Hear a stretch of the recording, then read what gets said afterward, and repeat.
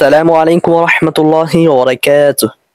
এশার আরবি শিখি কিতাবের প্রথম খণ্ডের আজকে এই ক্লাসে আপনাদের সকলকে জানাই স্বাগতম। চলুন মূল আলোচনা শুরু করি। বিসমিল্লাহির রহমানির রহিম। সকলে স্ক্রিনের প্রতি লক্ষ্য করুন, দেখবেন দেওয়া রয়েছে আয়না মাহমুদুন, অর্থ হলো মাহমুদ কোথায়। এখানে আমি বিগত ক্লাসে একটা কথা বলেছিলাম যে যে সমস্ত শব্দ এবং যে সমস্ত হরফ দ্বারা প্রশ্ন করা হয় সে সমস্ত শব্দ এবং হরফের মধ্যে রয়েছে এই জাতীয় শব্দ লুকায়িত থাকে। আপনার যেখানে মনে হবে এই অর্থগুলো উঠালে অনুবাদটা ভালো হবে সেখানে আপনি এই অর্থ দুটিকে উঠাবেন, আর যেখানে মনে হবে অর্থ উঠালে আরো অসুন্দর হবে সেখানে উঠানোর প্রয়োজন নেই। যেমন আয়না মাহমুদ, অর্থ হলো মাহমুদ কোথায়। এখানে আপনি যদি আছে বলেন বা রয়েছে বলেন তাহলে অনুবাদ বিশুদ্ধ, আবার যদি শুধুমাত্র এভাবে বলেন যে মাহমুদ কোথায় তাহলেও বিশুদ্ধ হবে, কোনো সমস্যা নেই। কেননা রয়েছে আছে এগুলো উঠানো হলো সম্পূর্ণ বক্তার উপর নির্ভরশীল, অর্থাৎ তার কাছে যদি মনে হয় উঠালে সুন্দর হবে বাক্য তাহলে উঠাবে, আর যদি মনে হয় ছেড়ে দিলে বাক্য সুন্দর হবে তাহলে সে ছেড়ে দিবে। যেমন এখানে আমার কাছে মনে হচ্ছে না উঠানোটাই ভালো, এই কারণে আমি অনুবাদের ক্ষেত্রে আছে অথবা রয়েছে কি উঠাবো না। অর্থাৎ আমি অনুবাদ করবো এভাবে যে আয়না মাহমুদুন, অর্থ হলো মাহমুদ কোথায়। উত্তরে বলা হচ্ছে হুয়া ফি সাইয়ারাতিহি, সে তার গাড়িতে রয়েছে। হুয়া অর্থ হলো মাহমুদ, ফি সাইয়ারাতিহি অর্থ হলো তার গাড়িতে রয়েছে। এখানে আমি উত্তরের ক্ষেত্রে রয়েছে উঠাবো, কেননা এটা আমার কাছে মনে হবে যে এটা শ্রুতি মধুর হচ্ছে তাই। এরপর দেখুন লেখা রয়েছে হাল হুয়া ফি বাইতিহি, সে কি তার বাড়িতে রয়েছে। হাল হুয়া, সে কি রয়েছে, ফি বাইতিহি তার বাড়িতে। উত্তরে বলা হচ্ছে লা না বাল হুয়া ফি সাইয়ারাতিহি, লা না বাল বরং হুয়া সে ফি সাইয়ারাতিহি তার গাড়িতে রয়েছে, না বরং সে তার গাড়িতে রয়েছে।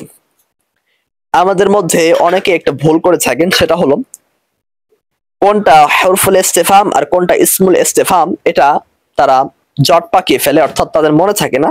এই কারণে তাদের জন্য উদ্দেশ্য করে আমি আবারও বলে দিচ্ছি, এটা যদিও আমি বিগত ক্লাসে বলেছিলাম, অর্থাৎ এই ক্লাসের পূর্বেও ৬-৭টা ক্লাস অতিবাহিত হয়েছে, সেগুলোর কোন একটা ক্লাসে আমি বলেছিলাম, তারপর আবার বলে দিচ্ছি। সেটা হলো হাল এবং হামজা, এই দুইটা হলো হরফুল ইস্তেফাম। এছাড়া আরো যত ইস্তেফাম রয়েছে সবগুলোই হলো ইসমুল ইস্তেফাম। তাহলে শুধুমাত্র হরফুল ইস্তেফাম হলো দুইটি, একটি হলো হাল আর একটি হলো হামজা। এই দুইটা বাদে আর যে সমস্ত ইস্তেফাম রয়েছে সেগুলো হলো ইসমুল ইস্তেফাম। আশা করি বিষয়টা স্পষ্ট হয়েছে। এরপর দেখুন লেখা রয়েছে ফি কলবি মানে নূর, অর্থ হলো কার অন্তরে আলো রয়েছে। এখানে অনুবাদ করতে গিয়ে অনেকেই ভুল করে বসেন, তারা মিলাতে পারে না। আমি তাদের জন্য একটু ভেঙে ভেঙে বলতেছি। অনুবাদটা হলো এরকম, ফি কলবি মান অর্থ হলো কার অন্তরে, আর নূর অর্থ হলো আলো রয়েছে। ফি কলবি মান অর্থ হলো কার অন্তরে, আর নূর আলো রয়েছে। এখানে মানটা হলো ইসমুল ইস্তেফাম, কেননা আমরা জানি হরফুল ইস্তেফাম হলো শুধুমাত্র হামজা এবং হাল। এখানে মান দ্বারা প্রশ্ন করা হয়েছে, এটা হলো ইসমুল ইস্তেফাম। আর আমরা জানি হরফুল ইস্তেফাম এবং ইসমুল ইস্তেফাম উভয়ের মধ্যেই আছে বা রয়েছে এই জাতীয় যে কোনো শব্দকে অনুবাদের শেষে আনা যায়। এই কারণে আমরা অনুবাদের শেষে অনুবাদ এভাবে করেছি, আছে এনে বা রয়েছে এনে কার অন্তরে আলো রয়েছে বা কার অন্তরে আলো আছে। এখন প্রশ্ন হলো, আমরা জানি মান হলো সাকিন, তাহলে এখানে মানের নিচে জের দিল কে। এর উত্তর হলো এই যে নুন হলো একটা সাকিন, এরপর আলিফ হলো একটা সাকিন, দুই সাকিন একসাথে একত্রিত হওয়া লাজেম আসে বিধায় এখানে নুনের নিচে একটা জের দিয়ে পড়া হয়েছে। এখন কোথায় জবর কোথায় জের দিয়ে পড়তে হয় এই বিষয়টা আপনারা বিস্তারিত জানতে পারবেন নাহবের হেদায়াতুন নাহুতে, আর এটা একটু সূক্ষ্ম একটা বিষয়, এই কারণে আমি আর বিস্তারিত বলতেছি না। তারপর যদি কারো জানার ইচ্ছা হয় আপনি আমাকে জানাবেন, আমি ইনশাল্লাহ আপনাকে এটা আরো বিস্তারিতভাবে জানিয়ে দিব।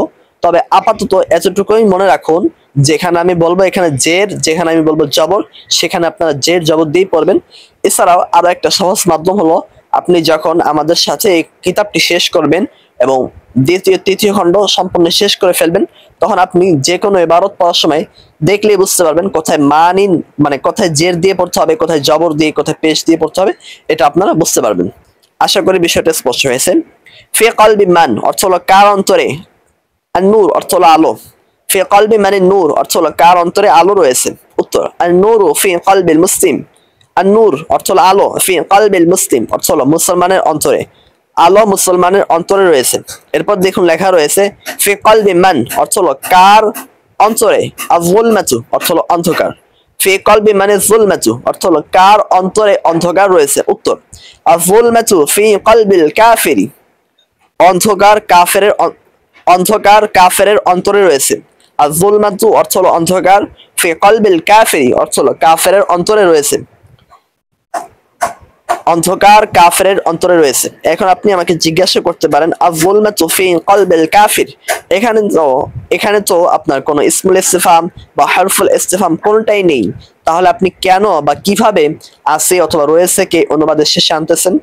এর উত্তর হলো এই যে এটা যেহেতু আপনার ইসমুল ইস্তিফহাম দ্বারা প্রশ্ন করার মানে ইসমুল ইস্তিফহাম দ্বারা যে প্রশ্ন করা হয়েছে তার জবাব এই হিসেবে আমরা এখানে রয়েছে অথবা আছে কে আনতে পারবো অনুবাদের শেষে, কোনো সমস্যা হবে না। আশা করি বিষয়টা বুঝতে পেরেছেন। ইসমুল ইস্তিফহাম দ্বারা যে বাক্য আছে অর্থাৎ ইসমুল ইস্তিফহামের মাধ্যমে যে বাক্যটা গঠিত হয়েছে ওই বাক্যের উত্তরের ক্ষেত্রে যে আমরা শুধুমাত্র আছে আনতে পারবো বিষয়টা এরকম নয়, বরং হরফুল ইস্তিফহাম এবং ইসমুল ইস্তিফহাম উভয়টার দ্বারাই যে বাক্যে মানে যে বাক্যটা গঠিত হয়, ইসমুল ইস্তিফহাম দ্বারা যে বাক্য গঠিত হবে ওই বাক্যের উত্তরেও আমরা আছে আনতে পারবো, আবার হরফুল ইস্তিফহাম দ্বারা যে বাক্য গঠিত হয়েছে ওই বাক্যের উত্তরের ক্ষেত্রেও আমরা আছে আনতে পারবো, কোনো সমস্যা নেই। আশা করি আপনারা উত্তরটা বুঝতে পেরেছেন। এরপর দেখুন লেখা রয়েছে আইনা কবরুর রাসূলি অর্থ হলো রাসূলুল্লাহ সাল্লাল্লাহু আলাইহি ওয়াসাল্লামের কবর কোথায়। এখানে আপনি ইচ্ছে করলে আছে রয়েছে বলতে পারেন, কোনো সমস্যা নেই। রাসূলুল্লাহ সাল্লাল্লাহু আলাইহি ওয়াসাল্লামের কবর কোথায় আছে? উত্তর কবরুহু, তার কবর ফিল মদিনাতিল মুনাওয়ারাতি, তার কবর মদিনা মুনাওয়ারাতে রয়েছে। এখন আল মদিনাতুল মুনাওয়ারা অর্থ কি এটা আমাদের জানতে হবে। আল মদিনাতুল মুনাওয়ারা অর্থ হলো আলোকিত শহর, আল মদিনাতু অর্থ হলো শহর, আর আল মুনাওয়ারাতু অর্থ হলো আলোকিত।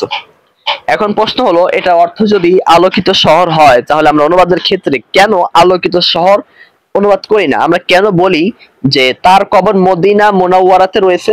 এর উত্তর হলো এই যে অনুবাদ আপনার কিছু কিছু জিনিসের করতে হয় না, যেমন পরিভাষা, কোনো জায়গা, কোনো উপজেলা, কোনো থানা, কোনো রাষ্ট্র, কোনো দেশ, কোনো শহর, এগুলোর অনুবাদ করতে হয় না। এখন আল মদিনাতুল মুনাওয়ারা এটা যেহেতু একটি শহরের নাম, এই কারণে আমরা এর অনুবাদ করব না। তবে আমাদেরকে আল মদিনাতুল মুনাওয়ারা অর্থ কি সেটা আমাদের জানতে হবে, কেননা শহরের নামের অনুবাদ করতে হয় না, এই কারণে আমরা অনুবাদ করি না। তবে কেউ যদি আমাকে জিজ্ঞাসা করে আল মদিনাতুল মুনাওয়ারা অর্থ কি, তখন আমাকে তো উত্তরটা দিতে হবে, এই কারণে আমরা জানবো। কেউ জিজ্ঞাসা করলে তাকে যেন উত্তর দিতে পারি, এই কারণে আমরা শহর, দেশ, জেলা এগুলোর অনুবাদ জেনে রাখবো। আর অনুবাদ যেহেতু এগুলো লেখা যায় না, এই কারণে আমরা পরীক্ষার খাতায় বা যে কোনো বই পুস্তকের ক্ষেত্রে আমরা অনুবাদ লিখবো না, বরং ওই আরবিটাকেই বাংলায় লিখে দিব। যেমন আল মদিনাতুল মুনাওয়ারা এটাকে বাংলায় লিখে দিব, শরিয়া ল এরপর মদিনাতুল মুনাওয়ারা এভাবে বাংলায় বানান করে লিখে দিব। আশা করি আজকে ক্লাসের মধ্যে আমরা যে সমস্ত ইবারত নিয়ে এবং যে সমস্ত ছোট ছোট গুরুত্বপূর্ণ নিয়ম আলোচনা করেছি তা আপনারা বুঝতে পেরেছেন। এরপরে যদি কোথাও কোনো অস্পষ্টতা থেকে যায় তাহলে অবশ্যই আপনারা তা আমাদেরকে কমেন্টে জানাবেন। আমরা ইনশাআল্লাহ আপনাদের প্রশ্নের উত্তর দেওয়ার যথাসাধ্য চেষ্টা করব। আর আপনাদের অবগতির জন্য জানানো যাচ্ছে যে এখন থেকে আমাদের এই ক্লাসগুলো প্রত্যেক সপ্তাহে অর্থাৎ শুক্রবার, শনিবার, সোমবার এবং বৃহস্পতিবার এই 4 দিন প্রতিদিন সন্ধ্যা 7টায় আসবে ইনশাআল্লাহ। সকলকেই আমাদের এই ক্লাসগুলো দেখে ভালো ভালো কমেন্ট করার জন্য এবং দিনের স্বার্থে শেয়ার করার জন্য অনুরোধ করা হচ্ছে। আজকের মতো বিদায় নিচ্ছি। আসসালামু আলাইকুম ওয়া রাহমাতুল্লাহি ওয়া বারাকাতুহু।